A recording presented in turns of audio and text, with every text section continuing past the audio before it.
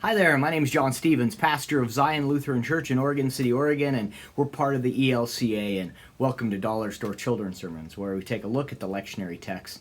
We tie them to an item from the Dollar Tree. This is for Palm Sunday, and I'm usually doing this for the Revised Common Lectionary and the Narrative Lectionary together, using the same text out of Luke.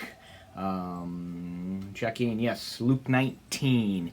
And I'm talking about praising God, praising Jesus, Hosanna in the highest, Son of David, and we can look at Passion Sunday or Palm Sunday, but I'm really looking at that processional entry that where it says if people are like, tell the disciples to be quiet, and it says, if the disciples were quiet, the stones would cry out.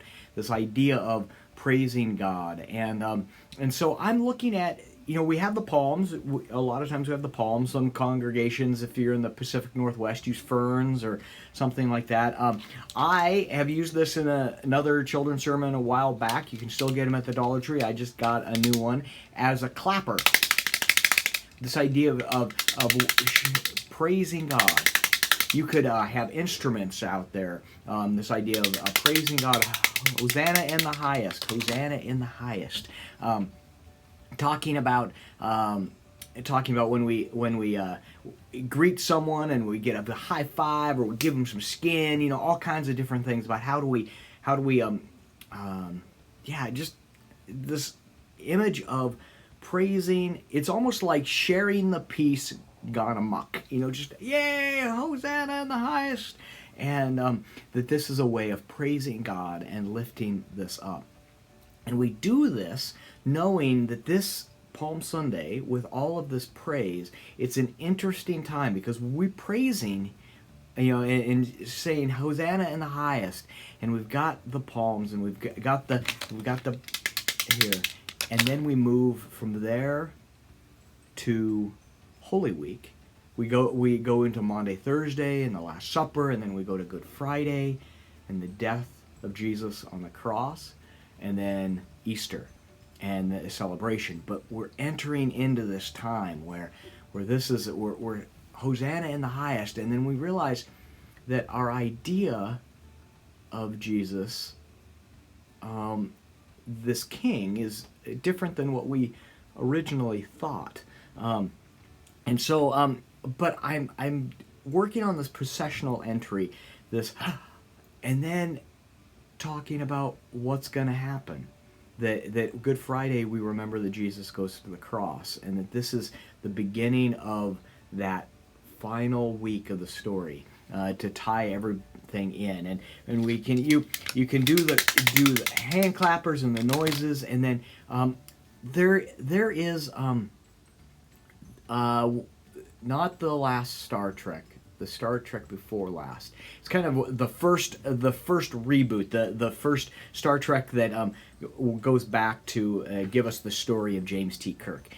I bring that up not because of the story, but because of how they used sound in that movie. At the beginning, when the ship is being attacked,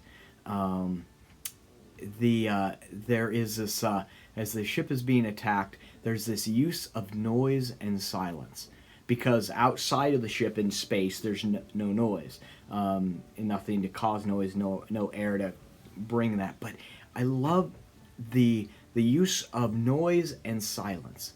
So, and it's really powerful the way they do it. There's all these eruptions and explosions, and then it flips back into space just like that, and it's silent.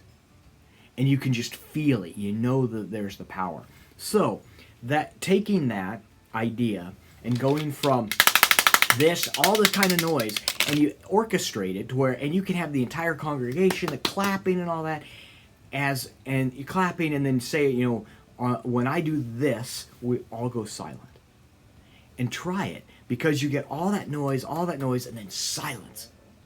And you can just tell something is there. Something is in between the silence and the noise, and it gets at